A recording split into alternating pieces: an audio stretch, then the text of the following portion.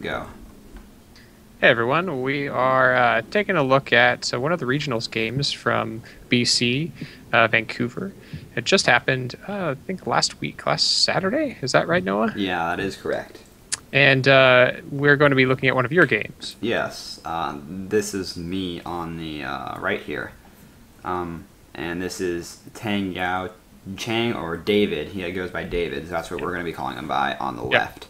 And I met him at ETX. He's a real nice guy, and we got paired up against round 3 of this. I am 4-0. I have swept twice at this point, and David is 4-0 as well. But he used his store champs buy and then swept at that I point. see. Gotcha. So we're both 4-0, and we're this is table 2, which does that if that matters.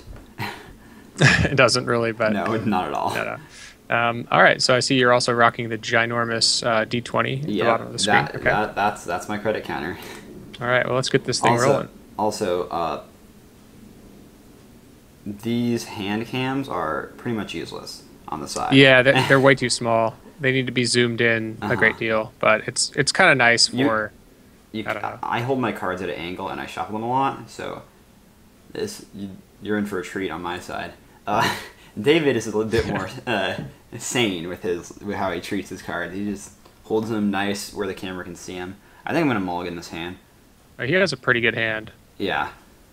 It's like, what is that? Eli, Assassin, Hedge, Jackson, Agenda? But he's gonna Nisei. shuffle it back. Nisei. Yeah. He okay. is also, well, I guess we're gonna find out very quickly. So we can spoil it now. He's playing a very net damage heavy version of Palala Foods. Yeah. And I don't know that going into this game. Right. So, what do you think about the net damage version versus the straight up rush style? Well, I think there's actually 3 versions. There's the Rush with like the Agroplex, which is my personal favorite. There's also the Glacier, which is just basically the Rush version, but no Agroplex, and it plays like Batty and it plays Ichis. And then there's the net damage, which is also fun. Yeah. This hand is actually it's a little bit better than the last one, I think. He Just gets to show you everything. Yeah. Wow. All right. That's a really good hand for him. Yeah. I think he's just gonna ice up HQ here. Yeah. He slots the boot camp instead of Crazy Grid, which I think that I can see why you do that. So he's probably gonna put the Enigma here on HQ, right? I think he goes for the Cortex lock, honestly, because Cortex. Okay. oh, I'm really bad at this. I know he's going for the Cortex lock. I think just because. Okay. Well, I think that's the right play because you want to be able to rush behind that Enigma soon. Right. And I have a makes real sense. crap starting hand. I've had worse to try and get something going. So, I mean, do you just slam? So you got to run and go get that Caprice right before things get bad. Hit a baddie off top of R&D. That's good. That's a good start. That's actually not horrible. Yeah. Although the 2 credits hurt more than 2 net damage. But did you lose your Faust there? I think you I did. Yeah. Yeah. Which will end that up does hurt. punishing me a little bit. I do run 3 fouls. This is I actually changed the night before from like an NEH checked version of this deck to a Palala checked version of this deck. Mm-hmm. So he's going to install Nisei, and I just assume that's an NAPD, like a fool. He just top decked Nisei, and he's going to install advance that. I think that could be the Cortex lock, so I run it. It's the Enigma. I don't want to hit a Cortex lock last click. Right. So that's why I don't. I check R&D. I just have nothing going right now, so I'm just gonna. I try and pick one off the top, and then this is a Nisei, which is just like Right. So now you know he's got the NAPD in hand. Yeah. And just keep going. Yeah. But I have to get set up here. Well, Wizard is kind of slow, especially if you hit some net shock. damage early on. Yeah. So David, not too good in this matchup. There's not a lot you're going to be Daviding. Maybe a toll booth, Hit a Caprice, so it's that's not. good. That's good. Yep. See And another I see Eli ice. off the top. Okay, that's bad for you. Yeah. Yes, but you do have a knifed in hand here, right? I So do have that's knifed good. in hand. Like as this game goes on, the net damage doesn't really accumulate to anything like kill like. It just accumulates to hitting pieces that I would want in the long game out of my hand in the early game. Right. Which really So here I play so that. here's How a it works. question. Here's a question. So you have a parasite in hand, and right now you just need to stem the bleeding to keep that remote from being useful. So Mhm. why not just throw the parasite down and Well, just I was force him to planning. commit another I ice? was trying to get Wildside online, right here. Right. He shows me his hand, and that's a handful of ice. And Yep. although I actually think I'm getting liberated, because I need the money more than anything right now. I've been in an economic hole ever since I stole that fetal, and I installed liberated. Click it twice, Right. 3 times. All right. 3 times. Yep. Um, That seems good. I don't know. But now he has Maybe I like shouldn't one install turn to go. Parasite. Yeah, I think that would might have been well a turn before, right? Because like here, Yeah. because now Well, he no, can do I needed display. to get the liberator online. I Right. know. I see he has a grip full of ice, so like I'm not gonna be able to. I'm not gonna be able to like. He's just gonna ice it up again. I think my chances are better if I just like try and dig for wild side, get that thing set up, then go for this here. Well, so here's what I was thinking. So say you parasited the Enigma a turn before. He top decks the CST, the Yeah. corporate sales team, and then he can't reasonably shove it, obviously, because the ice is Yeah. going to die the turn he gets it. So then he has to commit another ice, and you know he has 2 ice. He has Crick and Eli, right? So Crick and Eli both are porous. You don't want to like rush behind them, and it also takes an extra click anyway. So it'll like delay him a turn to score that CST, right? And then he'll have to commit the Eli, and committing the Eli is fine. It's fine, but ultimately you just kind of want him to spend those clicks, I think, at this point, because he's just going so fast. He's just Well, I didn't he's expect out him of to control. go this fast. So what you just saw me is I ran the remote last click, made him won the side game, made him burn the Nisei counter. This is really Yeah. bad. I also assumed this was an NAPD, so I thought I could just like try and get him to waste some resources on it, but he's just not scoring that NAPD, which is like not good for So me. So I see turntable. Yeah, this is. I think this turn I just lay down turntable and just go for the score, and I don't think I hit. Just because, and I mean, like this is the classic like NBM. I needed to draw cards so I could pitch cards to Faust there, but this is like I know there's an agenda in hand. I'm just gonna run HQ, plow right into it. That Cortex lock, which I've been assuming is a Cortex lock because you've been gifted turn 1 and then ice. And now this is what I'm pitching to Faust. I think Yeah, that's the wrong thing right there. I think I should have. I wanted to keep the knifed in hand because I saw the Eli, but No, I think keeping the knife in hand is fine. But- Actually, I don't know what was David gonna do. I guess so. There's the toll mainly booth. Oh break yeah, that. yeah. There's the toll booth. Yeah, fair enough. and then like he's also playing Spiky, Palana, and I've seen that at this point. So that means he's probably playing a 1-2 assassin. Yeah. Which is like something I really don't want to phase check. I mean, I don't know. Maybe I should have just. I don't even know what the third card in my hand was. It's not. I had another card besides, or no. Maybe I only had the mimic in the knifed. Yeah. I also assumed he was running more than one fetal. Okay, so I'm just like trying to find anything. Like the wild side would be like ideal. I'm just clicking to draw so I can pitch cards to Faust, which is really not what you want to be doing. Right. So now you have medium. You have a medium, and one of your options here is to lay down medium and just run R&D a bunch of times because he doesn't have a Nisei token. I've been assuming that's an Eli on R&D. Right. And But you saw the Eli in hand. You saw it in hand. I know, but I think that's another one, if I'm not mistaken. Or, I don't know. Maybe, but I think it's an Eli on R&D, and I'm really not, because I saw one on R&D. I think I've seen 2 at this point. 2 Actually, I Eli. think right. Well, I think you kind of want it to be Eli though, right? Because you have the knifed in hand, and then that just like opens up R&D really easily. So I think if I win that side game, I'm so far ahead that I win the game at that point. Unfortunately, I don't. Yeah. And is going to score finally that NAPD that I've been looking for so long. So here's like your turn where you can go medium.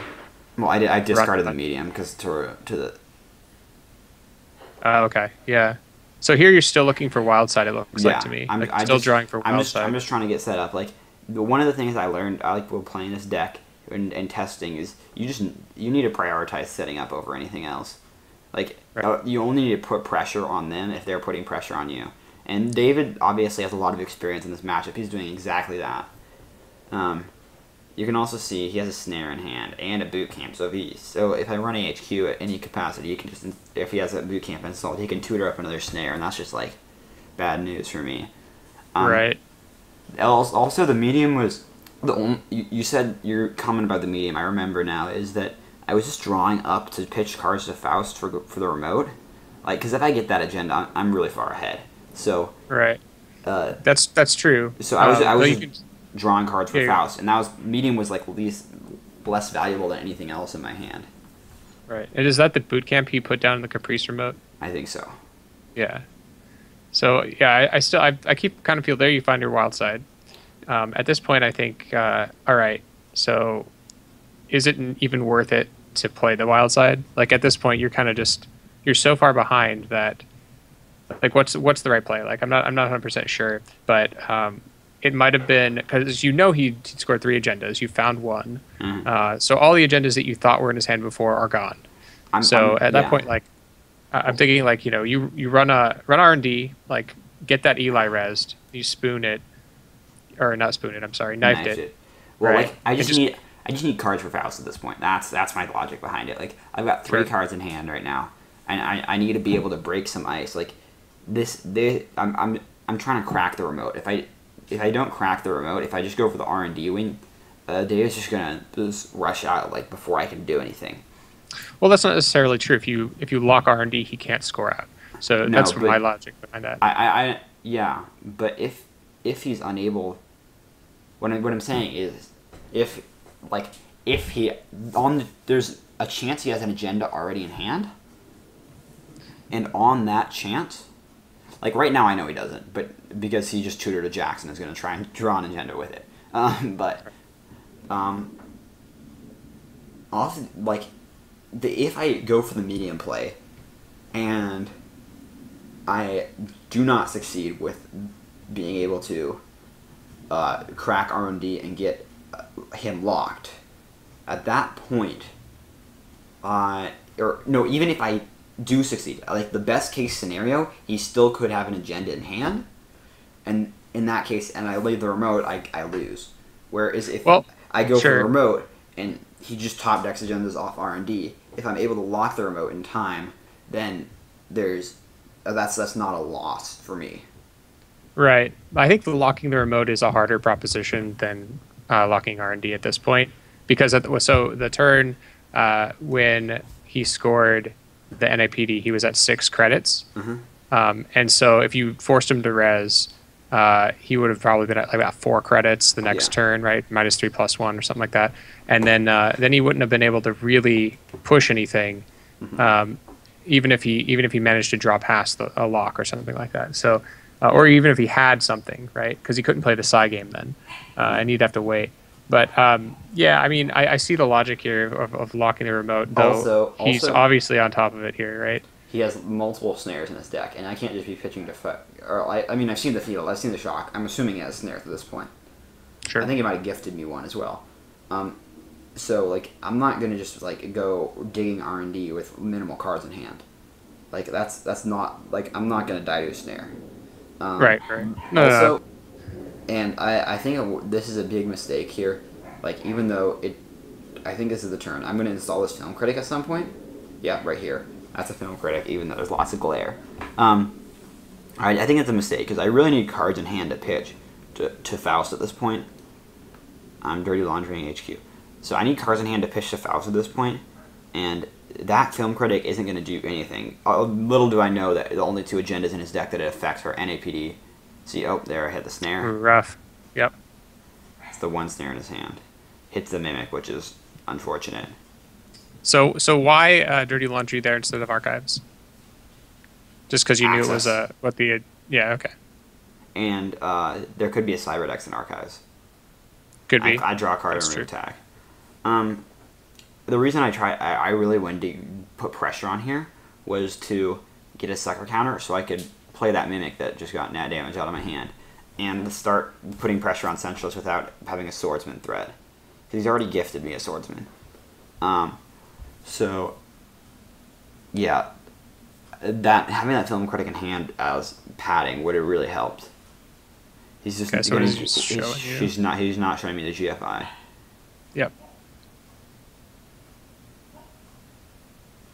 So, I mean, that's like the obvious right play. There goes that thing. So, I find a clone chip, which is pretty good right here. I think I'm going to click to draw a couple times.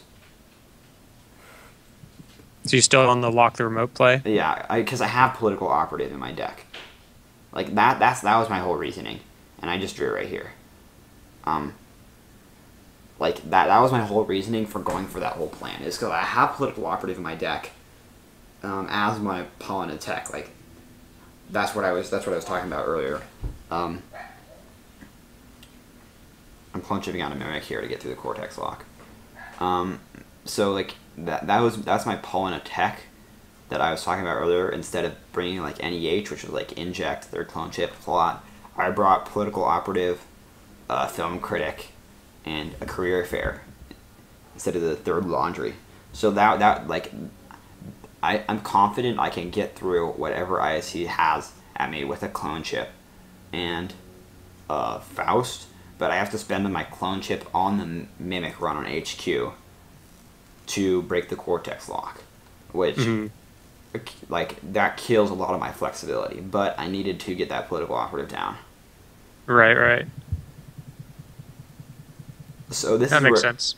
So, at this point, David accumulated a lot of money. And that's really becoming an issue, because that means he can res any ice in his deck, basically. And probably 3 of them. And here he goes for the win. Draw with Wild Side. Can't find another clone chip. I think I'm gonna click one run, because I want to get through Eli. So I got you. I think that was the mistake there, right? I think here you probably wanted to at least look HQ again for another sucker token, maybe. And like, well, maybe not. I don't know. Yeah, because then you just you net 0. Is the thing. Right. So I guess you could have drawn then run. Yeah. Have 1 extra card.